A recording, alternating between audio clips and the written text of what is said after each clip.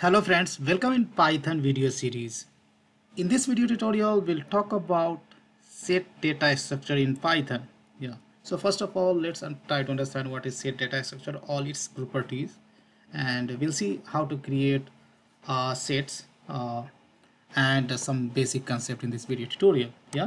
So set is a collection of items, you can say that, with unique elements, right?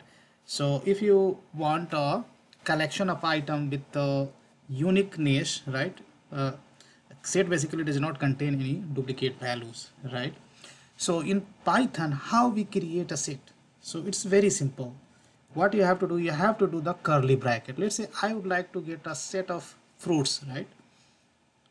So here I am going to write set of fruits, and here to create a data structure like set, you have to use the curly brackets. In curly bracket, you can have list of items like apple.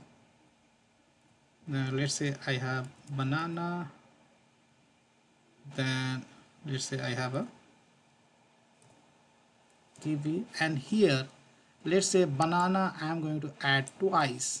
Okay, and we can add some more, like let's say watermelon,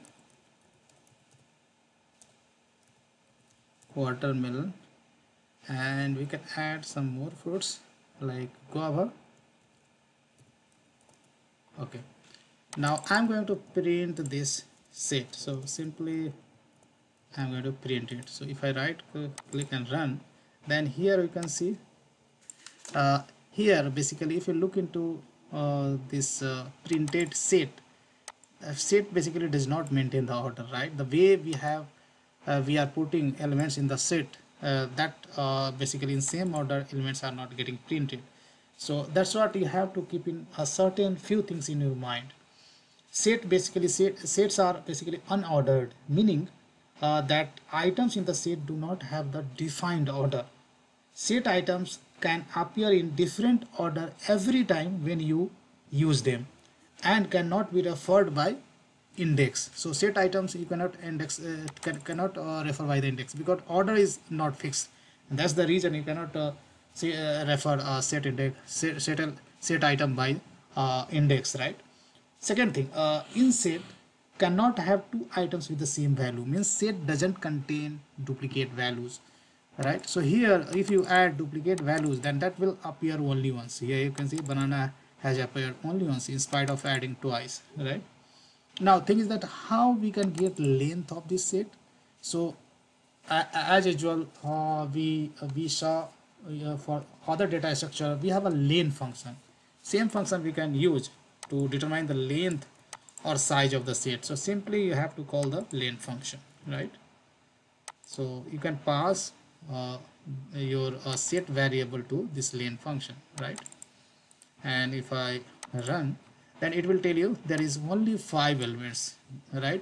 So even though you have added 6 elements, because banana is duplicate over here, but it will count only unique elements, right? So size here you can see 5.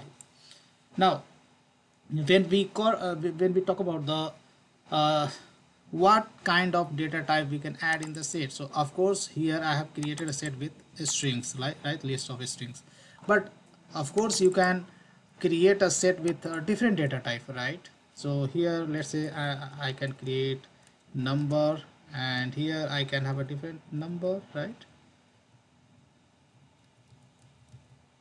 Something like this, right? And if you add duplicate, then duplicate elements will be removed, that will be added only once, right? So this is nothing but the number. This set contains number data type, right? Can we create a set with mixed data type? Of course you can. Let's say p equals to, I'm going to create a set, let's say kk, that is one of the data type as a string. Then let's say integer, and you can have like a true value, like a boolean value also. So you can create set with different data type as well, right? If I run, that should work perfectly fine, right? So you can have a mixed data type as well in the set, right? Now thing is that uh, from the Python's perspective, sets are defined as objects with a data type set. Can we check what's the data type of these sets. So data type of these sets is nothing but the set itself. So simply what you have to do, you have to call the type function, and there just you need to pass your variable name, right? So in this case variable name is p, in this case numbers, and in this case fruits. So just you need to pass the variable name to the type function. It will tell you class is set, means set is a class in Python, right?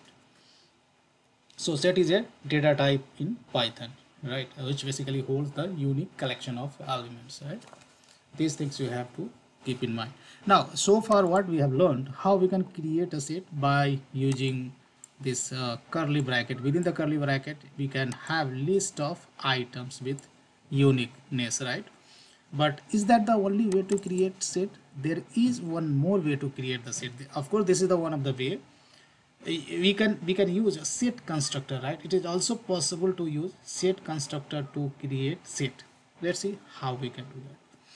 So here I'm going to create, let's say, p1, and here set constructor you have to use. So this is set constructor, and within this you can have a tuple of items, right? Tuples you can say. And here of course you can add. So just I'm going to copy and paste from here, and that's it. And this is also called a set, right? So this is another way to create a set, right? If I try to print p1, then you'll see it will print the set. Now let me show you. Now here you can see it is printing set. You can see the curly bracket we didn't give, right? But when we use a set constructor, this converted into the set, and what gets printed in the console, right? So that's all I wanted to discuss in this video tutorial, guys. In next video we will see some more concept about the set, and thank you so much for watching this video.